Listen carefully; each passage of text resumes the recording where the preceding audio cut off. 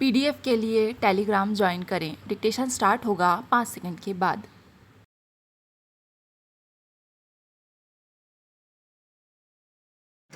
महोदय, प्रवासी भारतीयों के बारे में चर्चा पिछले कुछ वर्षों से देश में बढ़ी है। जब भी राष्ट्रपति, उपराष्ट्रपति और प्रधानमंत्री विदेश यात्रा पर जाते हैं तो उनकी भेंट वहाँ रहने वाले प्रवासी भारतीयों से कराई जाती है तथा उन्हें वहाँ आयोजनों में भी आमंत्रित किया जाता है।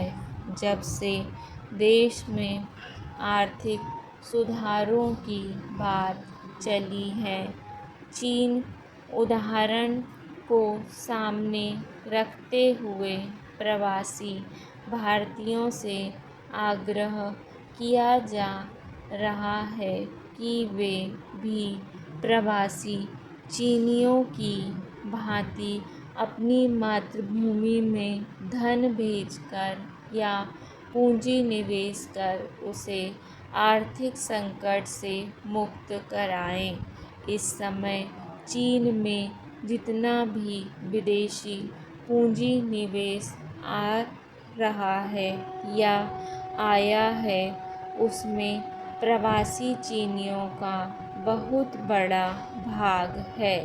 यूँ तो शुरू में भारतीयों को विदेशों में उच्च पढ़ाई लिखाई के लिए जाना शुरू हुआ, लेकिन बाद में अधिक अवसर उपलब्ध न हो पाने तथा अधिकाधिक धन कमाने की लालसा से अनेक भारतीय विदेशों में जाने लगे। पश्चिमी देश जैसे जैसे औद्योगिक तथा आर्थिक रूप से उन्नत हो गए, वैसे वैसे उन्हें छोटे मोटे कामों के लिए श्रमिकों की आवश्यकता पड़ती गई।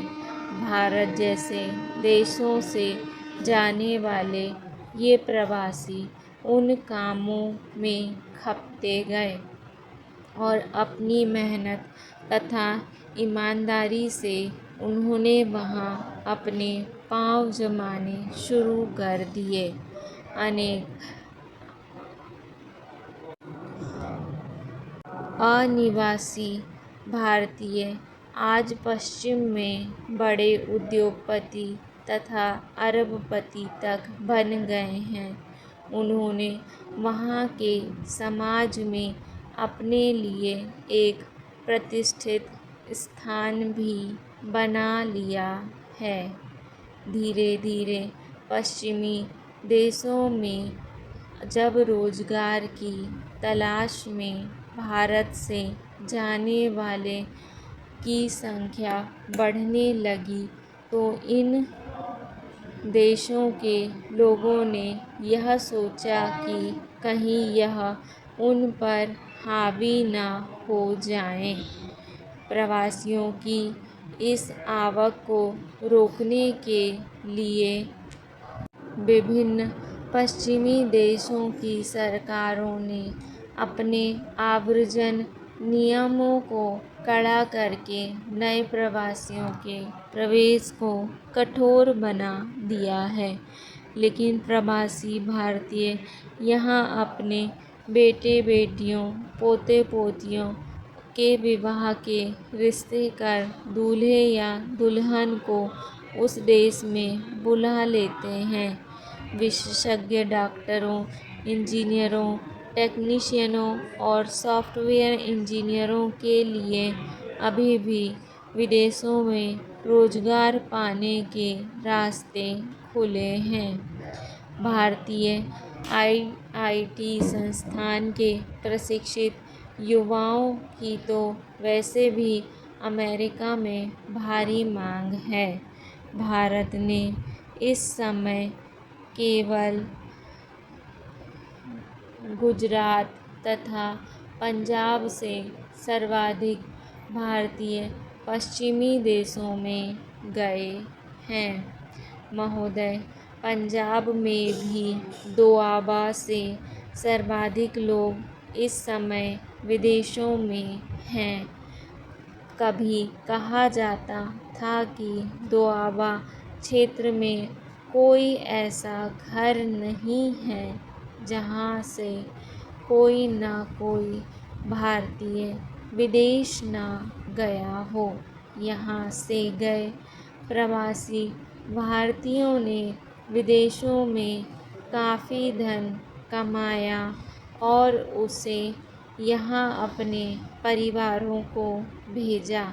अब उन्हें अपनी विरासत से जुड़ने की आवश्यकता लगने लगी है तथा अपने देश प्रदेश और अपने गांवों के खेत खलिहानों को देखने तथा अपने बच्चों व पोते पोतियों को दिखाने व अपनी मिट्टी से जुड़ने की उत्कंठा पैदा होने लगी है।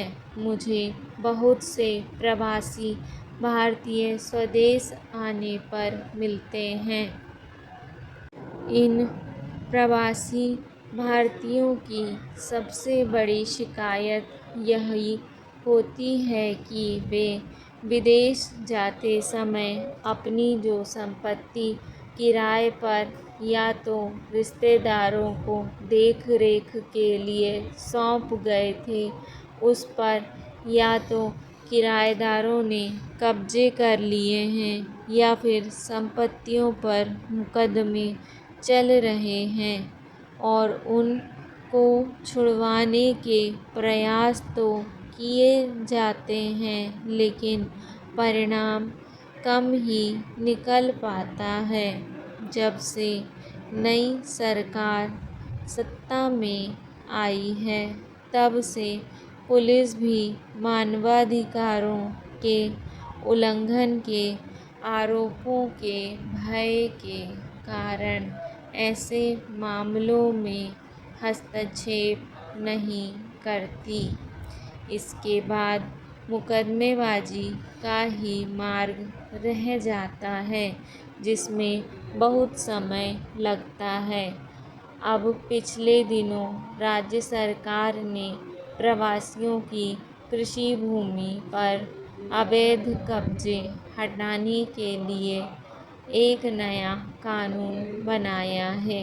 यह कितना प्रभावी होता है, अभी देखना बाकी है। इन प्रवासियों की दूसरी सबसे बड़ी शिकायत यह है कि जैसे ही वे दिल्ली हवाई अड्डे पर विमान से उतरते हैं तो अपने शहरों और गांवों को जाने के लिए उन्हें दिल्ली में बस या ट्रेन पकड़ने के लिए प्रतीक्षा करनी पड़ती है। वे जब बसों से आते हैं तो हरियाणा पुलिस अवैध शराब के संदेह तथा उनकी वेशभूषा व सामान को देखकर उनकी अनावश्यक रूप से तलाशी लेती है और परेशान करती है तथा कई बार डरा धमकाकर उनसे पैसे भी छीन लिए जाते हैं। ये प्रवासी जब ट्रेनों से आते हैं तो भी पुलिस उन्हें तंग करती है। इसी प्रकार टैक्सी वालों द्वारा भी इनके साथ प्रायः दुर्व्यवहार किए जाने की घटनाएं सुनने को मिलती हैं। इस प्रकार की घटनाओं को रोकने के लिए आवश्यक है कि दोआबा में एक हवाई अड्डा बनाया जाए।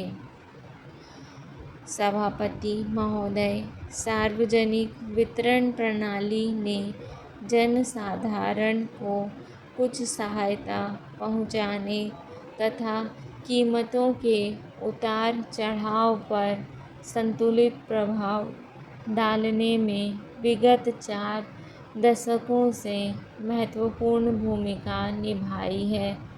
सूखे तथा अन्य प्राकृतिक आपदाओं में समय में यह प्रणाली विशेष सहायक सिद्ध हुई है, जब राज्य सरकारों तथा केंद्र शासित प्रदेशों के प्रशासन ने संकटग्रस्त लोगों को सार्वजनिक वितरण प्रणाली के माध्यम से आवश्यक वस्तुएं उपलब्ध कराने में सराहनीय कार्य किया है।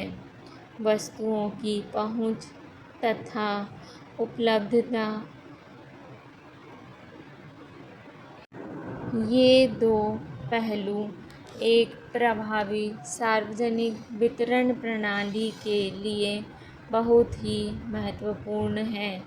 प्रायः यह देखा गया है कि सार्वजनिक वितरण प्रणाली की वस्तुएं हमारे देश के उन दूरस्थ स्थानों पर प्रभावी रूप में नहीं पहुंच पाती, जहां पर भारी संख्या में गरीब लोग रहते हैं। शहरी क्षेत्रों में जनसंख्या के कुछ वर्गों जैसे अव्यवस्थित आवासीय क्षेत्रों में रहने वाले लोगों तथा निर्माण कार्य में लगे श्रमिकों के लिए भी अपेक्षाकृत और बेहतर तरीके से खाने पीने की वस्तुओं को जुटाने की आवश्यकता है। मेरी राय है कि सूखाग्रस्त क्षेत्र कार्यक्रम, मरुस्थल विकास कार्यक्रम के अधीन सभी खंडों तथा समन्वित जनजातीय विकास परियोजनाओं के अधीन क्षेत्रों को एक पुनर्व्यवस्थित और अधिक प्रभावी सार्वजनिक वितरण प्रणाली उपलब्ध कराने हेतु विशेष ध्यान देने के लिए चुना जाना चाहिए। डिक्टेशन पसंद आए तो वीडियो को लाइक तथा चैनल को सब्सक्राइब ज़रूर करें। धन्यवाद।